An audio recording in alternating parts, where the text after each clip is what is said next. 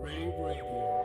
With rants and raves, you'll be okay. And today is your lucky day. It is rants and raves with Gary K.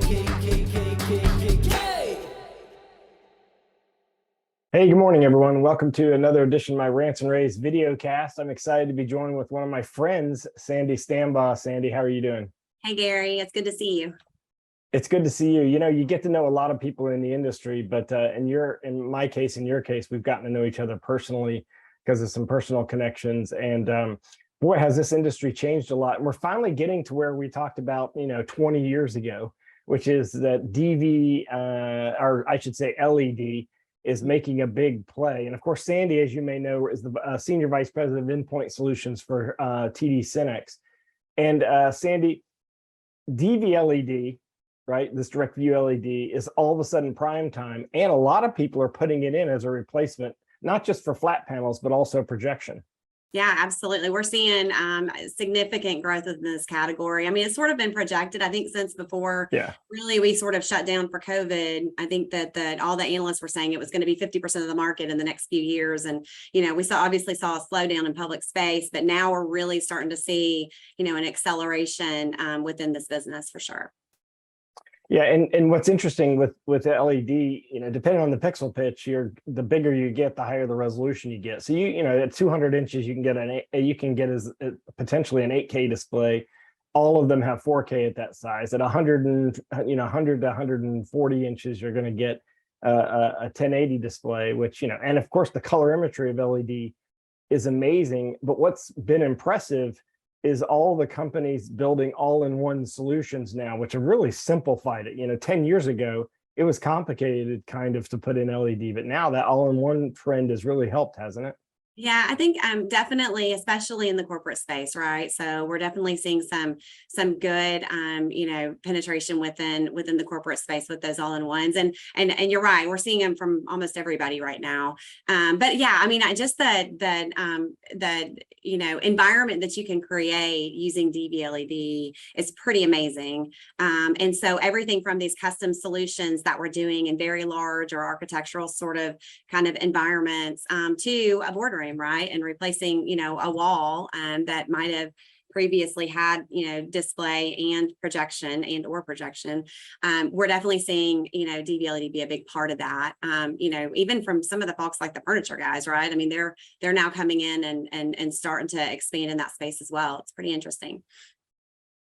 Yeah, and of course, where we all get impressed is when we see these large like rAVe displays, or you see these large retail displays. I mean, there's a lot of applications for LED now that have all of a sudden appeared, because it is, it's certainly more expensive than a projector right now. But what happens is, I think people are evaluating it over time now, right? They're looking at projector resolution and form factor and lamp, even laser light sources are going to last X number of hours, but an LED is going to last, 2, 3, 4, potentially 10 times as long, depending on what technology they're comparing it to. And simultaneously, the prices come down. We had a bump in the road with COVID, obviously, because, no one needs a giant LED in their house, although I'd love to have one. Exactly.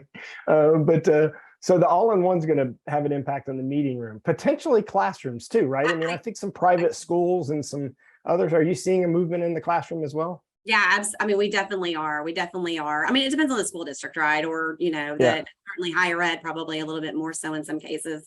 But yeah, I mean, I think that there were two real obstacles that we had to figure out, and we're still in some cases figuring it out. And that was, the complexity in design, with fabrication and custom, solutions and that type of thing. And then, the financing on the back end too, right? So, the traditional way to finance LED is not something that is really commonly accepted, in the broader channel. And so those are areas that really needed to be addressed. And you're right, a lot of the OEMs are doing that through simplifying the solution through some of these all-in-ones, right? And then, we're layering in some of these, custom solutions. And it comes down to something that you and I've talked about a lot, which is creating that experience, right? So it's all kind of experiential. And I do think that, COVID, yes, flip in the road, workload, but it also helped to create an environment that is going to accelerate some of this a little bit more quickly, because they have to create these environments. The experience has to be better. Otherwise, why wouldn't we just stay in our home? And so, the public space, the corporate environment, and, collaboration, these hybrid meetings, and trying to make it simplistic for the users, and then also a good experience overall. I think that that's definitely accelerating it. And within your team, do you have dvLED specialists, or is it handled? How does that work? Like if I'm an integrator and I want to get some support, because a lot of times, the all-in-ones make it simpler, but there's a lot of applications outside of all-in-one for digital signage and corporate displays and things like that. How can you help me with that? Yeah, for sure. So so absolutely, we've got specialists. We have dedicated folks, really just, committed to driving the dvLED business. And so from our design, so pre-sales engineers that are specialists within this space, to, installers and kind of integrators that our integrators can kind of partner with, that they need help. They're providing training and that type of thing as well. So we want to, at the end of the day, we don't have these services in place to compete with our integrators. It's really meant to help to prop them up a little bit and help educate them so that they, and provide that kind of backbone of support where they need it. And then on the unless you're doing LED all the time, you wouldn't know how to do LED. It's not like without these all-in-ones, it's not plug and play solution. Though all-in-ones have made it plug and play with HDMI. I cut you off there, Sandy, but go ahead. You're good. It's okay. I could talk forever. You know that. So yeah, no, you're good. You're right. You're absolutely right. I think that, definitely these all-in-ones are gonna make them not quite mainstream, but a lot more mainstream than they have been. And then, certainly I think there's a handful of folks and, that have really specialized around the dvLED and the complexity there. And so, but more and more opportunity is coming forward every day from our kind of general population of customers. And so being able to partner them where they, don't want to handle it, and, maybe do some kind of lead gen for some of our other partners, or, providing the support that they need and the training and that type of thing. We're kind of going both directions on it a little bit, just depending on the situation and the complexity of the design. There are some situations where, you just need a specialist to handle it, right? And so you talked about how they're kind of choosing dvLED or projection or display, but we're seeing a lot of environments where it's actually a little bit of all of it. And that's certainly in the wheelhouse of our really strong AV integrators that understand how to do experiential design.